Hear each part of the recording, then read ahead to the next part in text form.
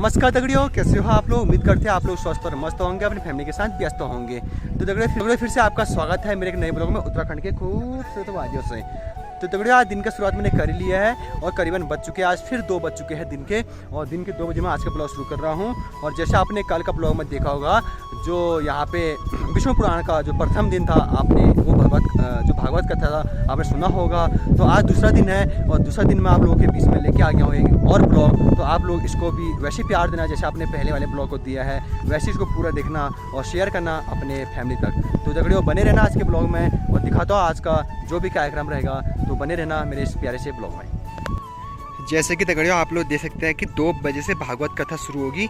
तो अभी आप लोग देख सकते हैं कि 2 बजने वाले हैं और लोगों का यहाँ पे आना शुरू हो चुके हैं और लोग आ रहे हैं धीरे धीरे करके, आप लोग देख सकते हैं। और नीचे है रोड यहाँ पे, जैसे आप लोग देख सकते हैं। और ये है सकरखोला गांव, और इसी गांव के ठीक करीबन 100 से 200 मीटर ऊपर चोटी पे माँ भुवनेश्वरी देवी का मंदिर है, जहाँ पे भागवत कथा आयोजन किया गया है। इसमें 11 दिन का महाविष्णु पुराण का कथा का आयोजन किया गया है, जिसमें समस्त क्षेत्रवासी यहाँ पे शामिल हुए हैं।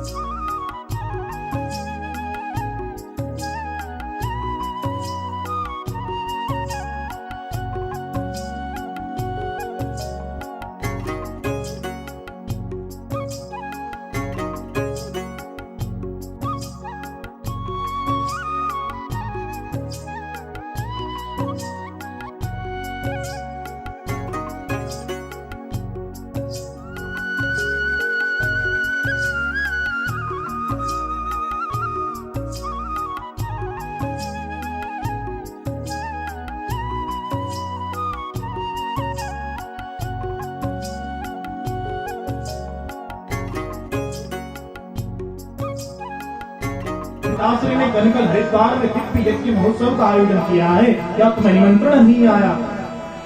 सती मैया को आश्चर्य हुआ, लेकिन कुछ बोली नहीं। कहा कि देवियों तुम चलो, मैं पीछे पीछे आती हूँ। समस्त देव पत्नियां देवताओं के साथ में विमानों पर आरूढ़ होकर के कनकल हरिद्वार जाने लगी।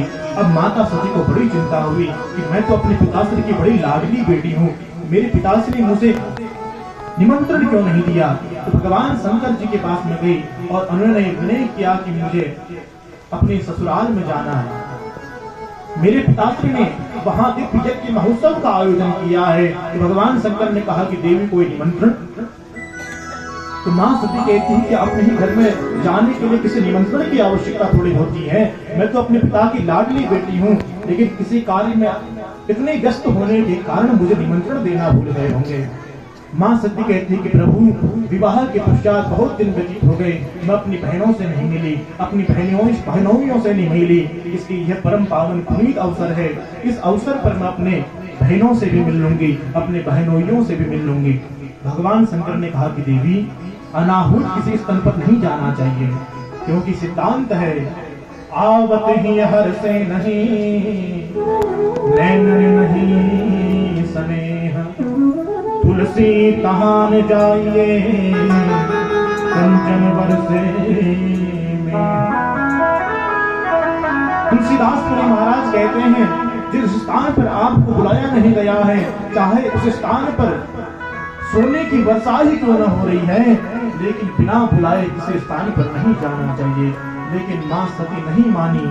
भगवान शंकर को आज न चाहते हुए भी वह प्रसंग बतलाना पड़ा कि देवी उस दिन तुम्हारे पिताजी के स्वागत समारोह में हमारे साथ यह दिव्य स्थिति घटित हुई थी। तो मां सती कहती है कि प्रभु अगर आप भी उस यज्ञ महोत्सव में सम्मिलित नहीं होंगे और मैं भी उस यज्ञ महोत्सव में सम्मिलित नहीं होंगी, तो प्रायः लोग क्या कहेंगे कि ससुर दामाद का झगड़ा अभी तक चल रहा है, इनके बीच का मतभेद अभी तक खत्म नहीं हुआ, किसी न किसी को तो जाना ही चाहिए। भगवान शंकर से कहते हैं कि देवी शस्त्र के प्रहार से बढ़कर के अपनों के द्वारा दिया गया वाणी का प्रहार होता है। मैं तो उस प्रहार को झेल गया, लेकिन तुम्हारा चित्त बड़ा कोमल है, तुम उस प्रहार को नहीं झेल पाओगे। लेकिन मां सती ने अपना स्त्री हट नहीं छोड़ा।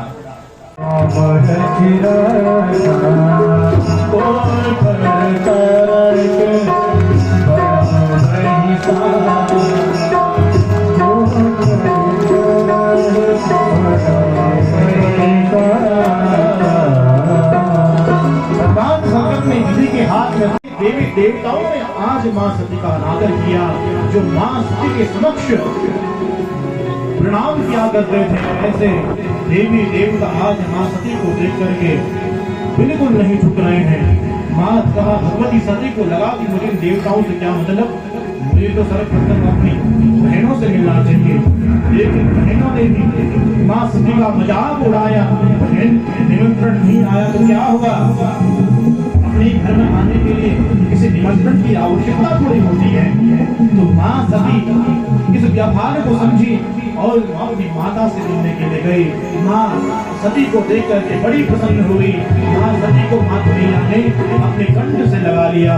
लेकिन माँ सती को लगा कि मुझे एक बार पिताजी के समक्ष जाना चाहिए, क्यों मेरे पिताजी ने मेरे साथ ऐसा व्यवहार किया है। जैसे ही माँ सती अपने पिताजी के समक्ष पहुंची, उस यज्ञ में देखा जैसे ही दक्ष प्रजापति की दृष्टि माँ सती पर पड़ी, उससे विरोधी होकर के दक्ष प्रजापति ने सती से ही दृष्टि फेर ली। माँ सती को यह व्यवहार अनुचित लगा। उन्होंने देखा कि इस यज्ञ में सभी देवताओं का कोई ना कोई भाग निहित किया गया है, लेकिन भगवान शंकर के लिए कोई भाग नहीं है। अब तो माँ सती को इतना क्रोध आया कि माँ सती दिव्य स्वरूप धारण करके दक्ष प्रजापति को ललकारने लगी। हे दुष्ट, तूने इस प्रजापति के पद को खाकर जो भगवान शंकर बड़े कृपालु हैं, बड़े दयालु हैं, इतने कृपालु दयालु भगवान से इस प्रकार का विरोध किया। बड़ा आश्चर्यचकित है महाराज। माँ सती कहती है भगवान शंकर का नाम इतना निर्मल है कि जो व्यक्ति अपने मुखार बिंदु से केवल एक शिव नाम का उच्चारण कर लेता है भगवान शंकर उसकी समस्त विपदाओं को दूर कर लेते हैं। तूने ऐसे भगवान शंकर से ऐसा विरोध किया। हमारे पूर्वाचार्य तो कहते हैं कि जो शंकर का विरोधी है उसका सर धड़ से अलग कर दो, और सर धड़ से अलग करने की सामर्थ्य में नहीं है तो अपने कानों में उंगली डाल करके उस स्थान से निकल जाओ। लेकिन ना तो मैं तेरा सर धड़ से अलग कर सकती हूँ, ना मैं इस स्थान को छोड़ करके जा सकती हूँ, क्योंकि जैसे मैं कैलाश पर जाऊंगी तो मेरे स्वामी कहेंगे कहो दाक्षायणी, तुम्हारे ससुराल में तुम्हारे पिताश्री ने कैसा स्वागत किया, तुमने क्या कहूंगी उनसे। जब तक मेरा नाम तुझसे जुड़ा रहेगा तब तक मैं अपने आप को माफ नहीं कर पाऊंगी। ऐसा कहते हुए माँ सती ने अपने शरीर से दिव्य योगाग्नि को प्रकट किया और अपने प्राणों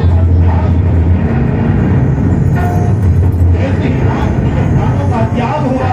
सारी दिशाएं पूजनी लगे, समुद्र ने अपनी मर्यादाओं का उल्लंघन कर दिया। सारी दिशाओं में सिर्फ गर्जनाएं होने लगी। के माध्यम से भगवान शंकर जी को जैसे ही सूचना प्राप्त हुई तो भगवान शंकर को इतना क्रोध आया।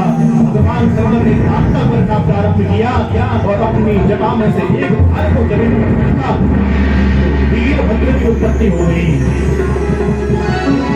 वीरभद्र को भगवान ने आशीर्वाद दिया, वीर ते भद्रम, वीरभद्र तुम्हारा कल्याण हो। बोले महाराज क्या आदेश है? तो वीरभद्र को भगवान ने आदेश दिया कि दक्षम संयज्ञम दही, दक्ष के साथ साथ उस यज्ञ का सर्वनाश कर दो।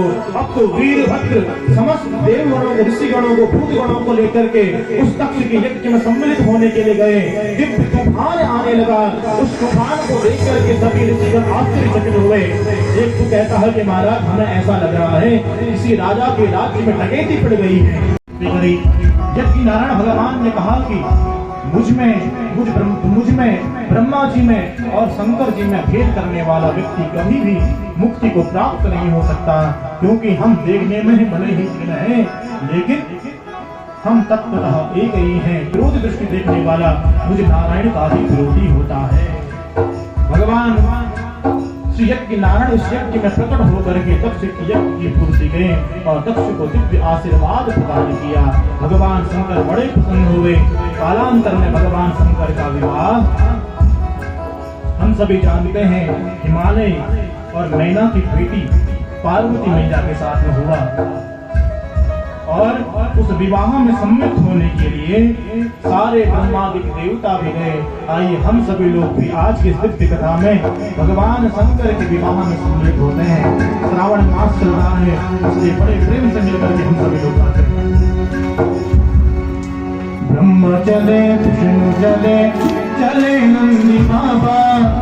चले नंदी बाबा, भूत प्रेत यक्ष किन्नर हम भी चले बाबा।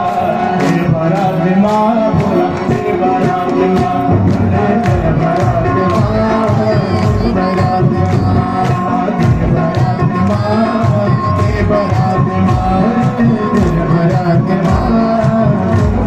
दिमाग, चले चले चले नंदी बाबा, चले नंदी बाबा, भूत प्रेत यक्ष किन्नर हम भी चले बाबा। देवरा दिमाग, देवरा दिमाग, देवरा दिमाग।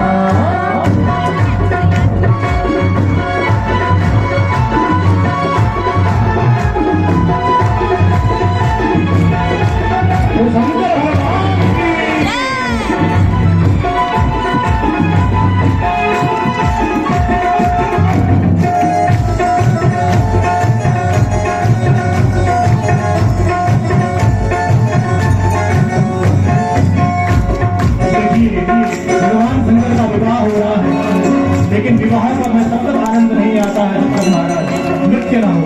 इसलिए आप सभी लोगों से अनुरोध है, जिसके हृदय में नृत्य की भावना उत्पन्न हो रही है, तो बड़े प्रेम से भगवान शंकर जी के विवाह में सम्मिलित होकर के नृत्य कर सकता है। पहला सर पे माला,